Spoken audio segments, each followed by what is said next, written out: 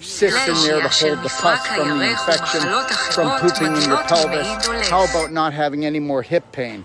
Most people don't understand that the hip replacement is caused because you pooped in your pelvis. And that what happens is it's called the pelvic bowl. You fill up the infection in there, and then you create the inflammation in your hips, which causes scar tissue formation. And then you get the displaced calcium coming from the hip bones, calcifying the cartilage, and then you think you need surgery. I'll give you a money-back guarantee that even if they tell you need surgery, you don't. But if you want to have fake hips, you go right ahead. If you want a fake knee, go ahead. If you want rods, screws, and plates, you just go ahead and do that. And the only reason why people allow themselves to be stabbed and cut open is because of self-worth. Well, understand something. The last 4 inches of your large intestine, which is your sigmoid and your rectum anus, sits right where? Where does it sit? Do you know? It sits right behind your actual prostate. Oh, wait a minute. It also sits behind the uterus and the ovaries. So you girls might want to learn something too, in your fallopian tubes. So the reality is, I just got a call from a beautiful girl, and she's worried about her father. Her father's overweight. Well, of course he is, because guess what? 80% of the population's overweight. Oh, wait a minute. 80% of the male population is supposed to end up with prostate enlargement and even prostate cancer. Okay, there you go.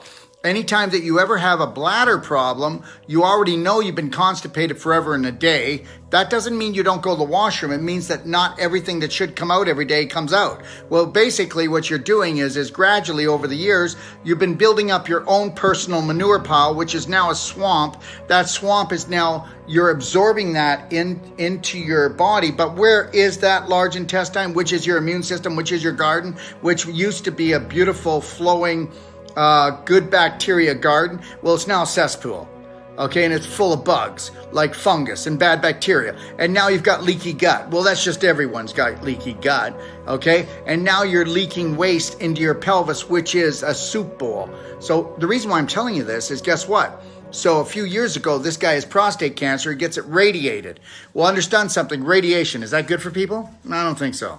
So the reality is after he got it radiated, if he needed it, if he believed he did, then what he should have done is a detox to get the radiation out of his pelvis. But you can't do that unless you're going to do Wolf non-surgical, because we'd actually have to pull the scar tissue apart, because you can't go in there and radiate something without inflaming it, without causing displaced calcium and scar tissue in his pelvis. So he's got like a fist right in his pelvis of scar tissue from the radiation. We would have had to go in there and open up that scar tissue, get the blood flow back in, so that the radiation could be carried away. You heard what I said. So now the deal is, he got that a few years ago, but because he didn't realize it was constipation, and why the medical system doesn't talk about the large intestine is because the large intestine is the holy grail, and 85 to 95% of all diseases and all surgeries are caused because of a dysfunctional bowel. But guess what? No, you don't have a poop problem. You do have a poop problem. Now, the reality is you shouldn't have any symptoms going on in your body if your bowel is really healthy. You should be looking healthy, feeling healthy, okay, thinking healthy, okay, because when we become toxic, everything else becomes toxic. Now, here's the deal. So what happened was he had this radiated, his prostate got radiated, because if you go to the doctors, no offense, they're great for emergencies, but you get what? Cut, poison, or burn. Which one would you like? Oh, I'll take all 3. Is there a sale on today? Now, here's the deal. The reality is this. If you knew how to look after yourself, okay, and if you actually did know how to look after yourself, and most of the population looked after themselves, oh, we wouldn't have COVID. Oh, we wouldn't have people in the hospital, would we? Because we know that acute car accidents and sports injuries make up such a small part of it. The rest of it is just self-abuse, self-hate programs. You don't know you're running on a subconscious level. So now this guy gets his prostate radiated, but remember what I said? He's still constipated. He's even constipated more, because you can't put a beaver dam in your pelvis and not think you're not blocking stuff up.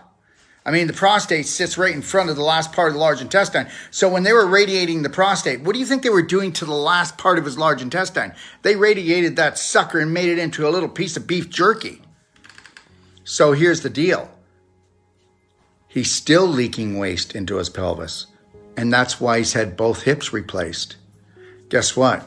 if you haven't been in a car accident where you just totally broke your hip, or if you didn't get into a sports injury where they had to go in and operate on your hip, I'm telling you right now, every hip replacement, if it wasn't that, is caused because you didn't know the scoop on poop. And you're absorbing your own waste, filling up your pelvis, which is the soup bowl of what? Of the holy grail of your body. And then what happens is that infection builds up, and then it works its way out to your hips, doesn't it? And then that infection works its way into your hips, which creates inflammation, which causes scar tissue formation. And now it's pulling calcium out of your hips. And now they go in there and they go, oh, guess what? We don't see any tissue left. It's bone on bone. They don't know what they're talking about. You're so calcified and have so much lactic acid in there that you could have had tissue an inch thick and it'll come down to just even 1/16 thick. But after we get in there and get the circulation back and get rid of the calcium out of the tissue that makes it look like there is no tissue there, but there is, you know what? I'm going to tell you something right now. I haven't had one person in the last probably 9 years, 10 years, go for hip surgery or knee surgery, or I might have had 1 or 2 for spinal surgery, but understand something, 99% of all surgeries don't have to happen when you wake up. When you wake up. Dear Dog Love. הרפואה הגדולה מכולן היא ללמד אנשים איך לא להזדקק לה. וזה היה דוקטור דרל וולף. רוצים ללמוד כיצד אתם תוכלו לטפל בדיספלייז'ה של מפרק הירך ומחלות אחרות בכלבים וחתולים שלכם? כנסו לקבוצת הפייסבוק שלנו, כלבים וחתולים חוזרים.